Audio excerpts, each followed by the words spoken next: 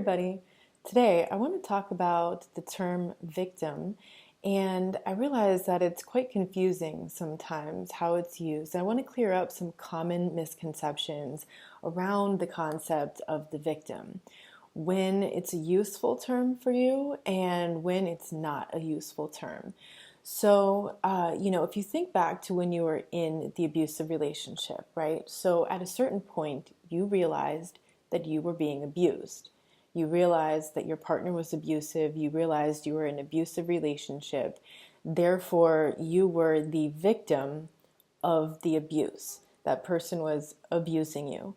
When you realized that you were a victim, you were then able to blame that person for the abuse, right? And this was all very valid part of the waking up process, right? Like first you had to realize that you were being victimized, that you were being a victim in order to realize that something was wrong and you needed to do something to get out of there, to change your life.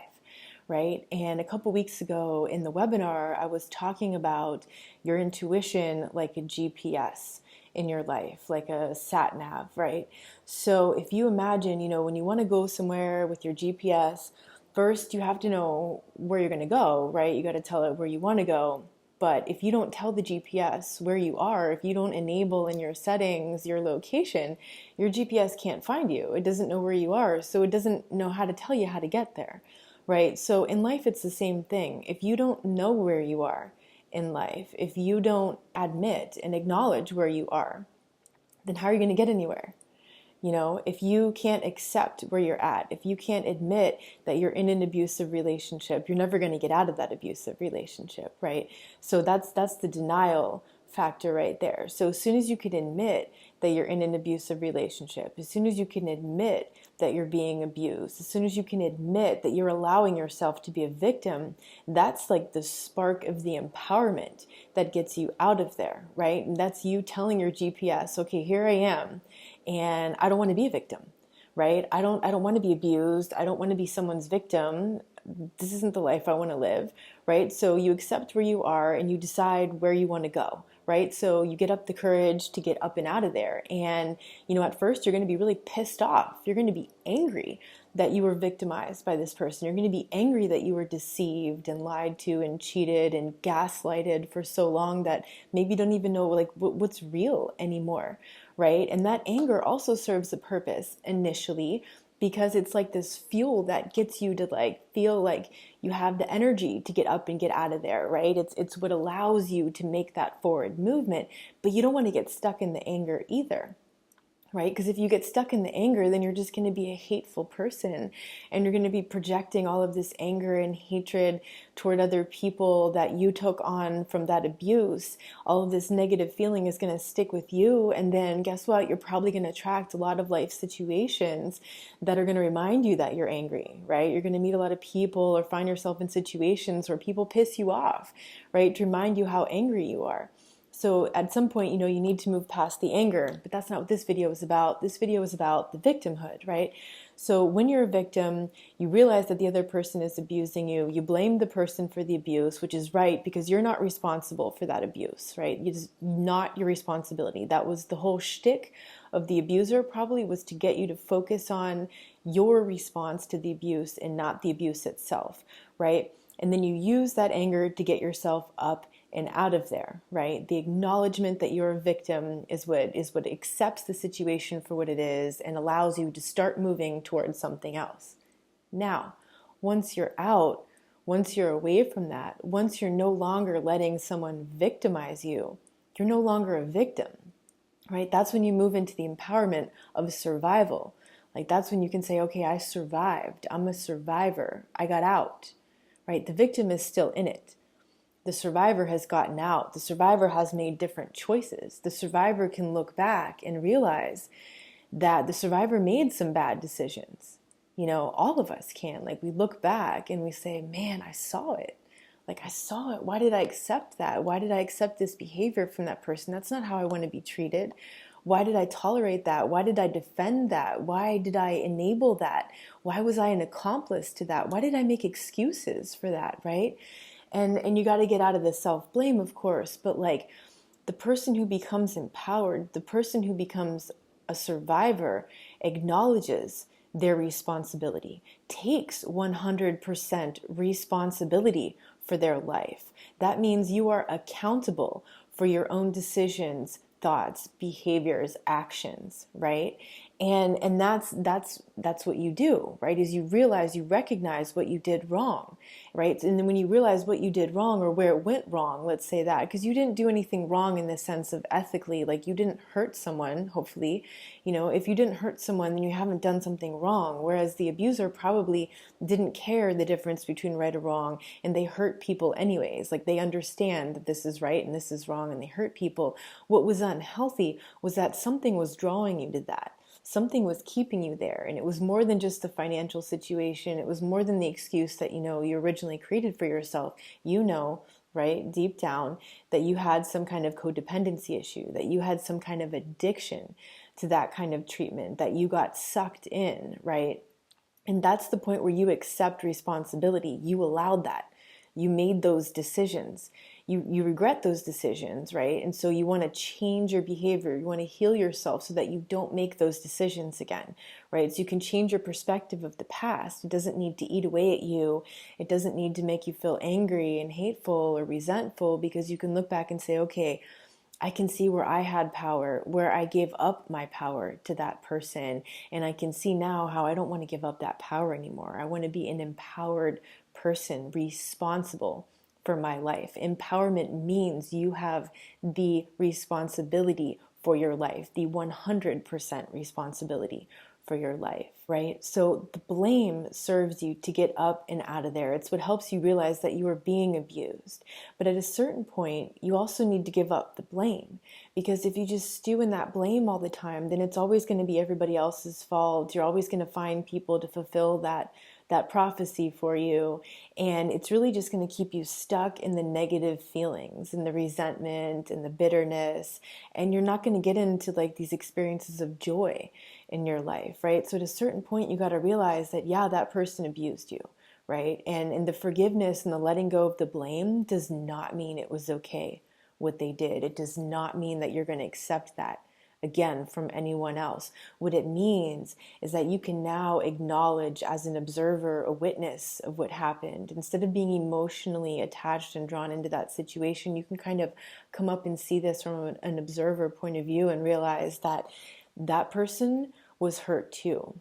Like, hurt people hurt other people. And if that person hurt you that much, it's because that's how hurt inside they are. It doesn't mean that that's acceptable, that it's acceptable then to project hurt onto other people and make them hurt as a way to make yourself feel better. That's not what that means. What it means is you can see and acknowledge that this is a human being who is traumatized and hurt, and that's why they are who they are. Someone else made that person their victim. They were a victim of abuse or neglect, like severe abandonment in childhood, right? Something happened to that person, which means that there was another abuser, someone else to blame. And guess what? Same thing happened to that person. Different, of course, but same kind of pattern. And you just keep going back and back, and it's really like this endless game of dominoes, and it never ever ends, because the blame never stops. Like, who started this game? Who knows? Right? It's so far gone now that we have no idea. This is a multi-generational epidemic, what's happening with abuse in our societies. And it doesn't stop with the person. The chain of blame doesn't stop with just the person who abused you. The only way this chain of blame stops is when you stand up and say, it ends with me. It ends. You're not going to be an abuser. You're no longer going to be a victim. You are going to speak out about your truth. You're going to acknowledge what it was. You're going to stop blaming other people for what happens. You're going to take 100% responsibility for your life from now on, so that you are a survivor and moving into the realm of thriving in life, which is when you develop new levels of self-awareness, empowerment, and purpose, and you're experiencing joy and love in an everyday life, right? And that's the direction. It's more like a continuum. right? So the victim is at this end of the continuum when you're in the abusive relationship, and eventually you become a survivor and you leave and you start to empower yourself and you start your healing journey and you start to take responsibility for your life, like 100% responsibility for your life.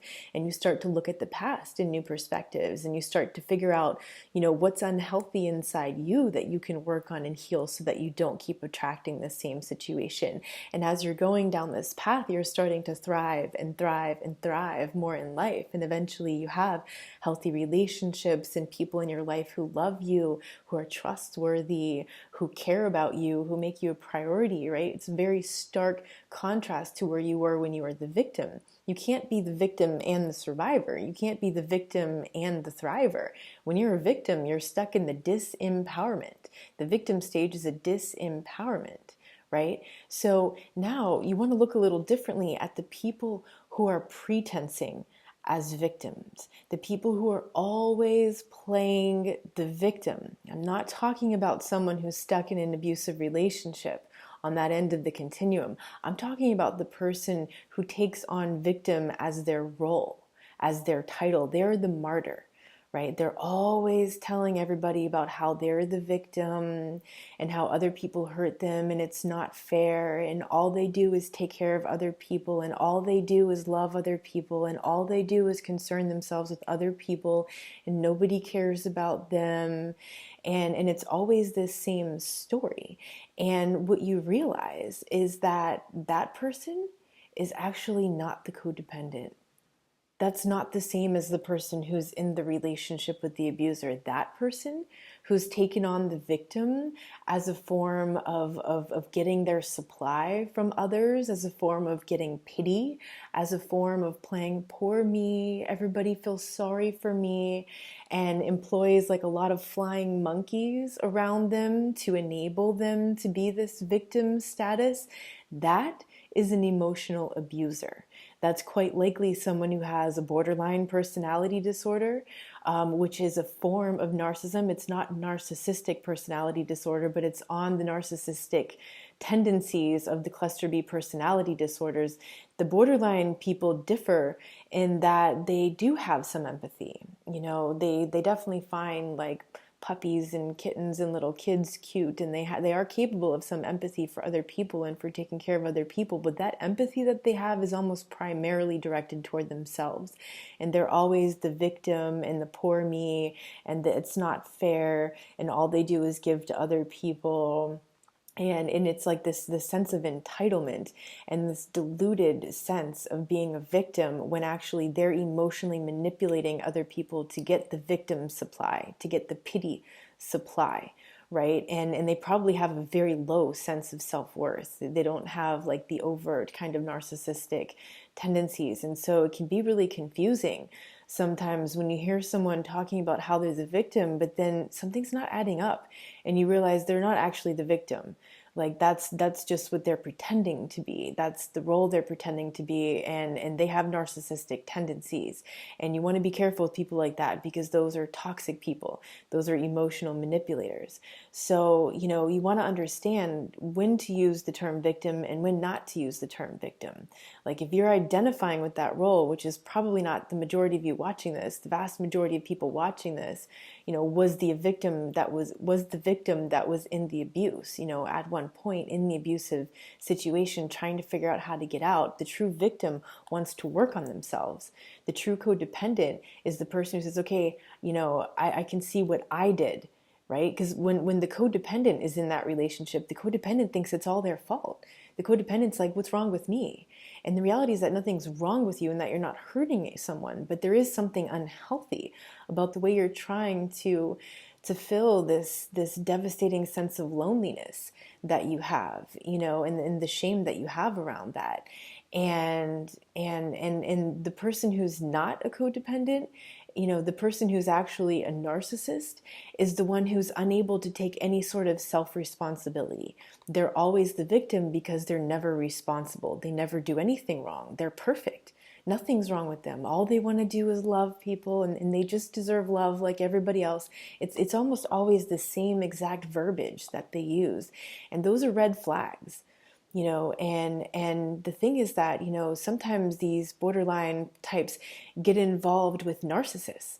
Like, they don't always attract a codependent. And sometimes I hear from borderline types who think they're the codependent because they attracted a narcissist or a psychopath, but it's just that they happen to have been in one of those small percentages of switch dynamics that I mentioned in my last video, which is when they go back and forth. Like, one day one person's the abuser and the other person is the victim, and the next day they switch roles, or sometimes in the same day, in the same conversation, they're switching roles. And both of these dynamics happen. So you want to be cautious with the usage of this term victim, and be very cautious around people who are going around trying to get pity for being a victim. That should be a sign that you understand something's not right.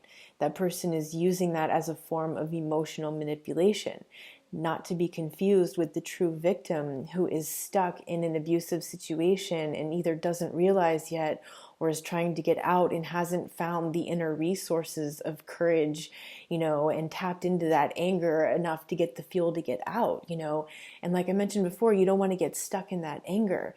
You got to transmute that anger and realize that anger is a gateway emotion. That anger is protecting something deeper, something like shame, right? Despair, like these heavier, deeper emotions that are more vulnerable that we don't want to face. That anger is protecting that. It's what gets you out of this situation. And then you need to go deal with the underlying emotions. It might be a devastating sadness. It might be a deep sense of shame.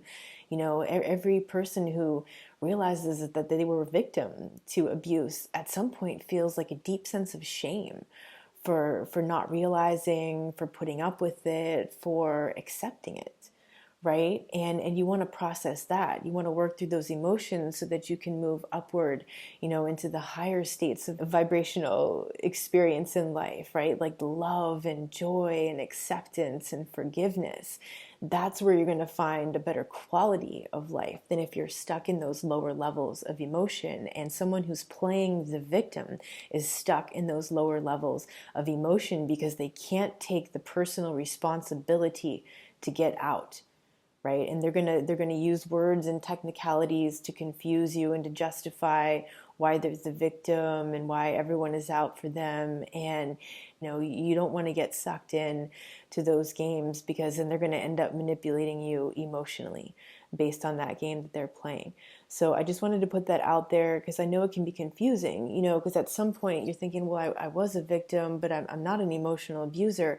And where's the difference? The difference is in the personal responsibility. If you are able to take personal responsibility and own your decisions, own your feelings, own your thoughts, own your mistakes of the past, and change those and work on yourself and start to self-heal, you're not a victim. Right? You're a survivor and you're moving towards thriving in life. And I want to make sure that's really clear to you. So if you like this video, hit like. If you have something to share about it, go ahead and write it in the comments below. If you think that this video can help someone who's going through this, please go ahead and share it with them. See you soon.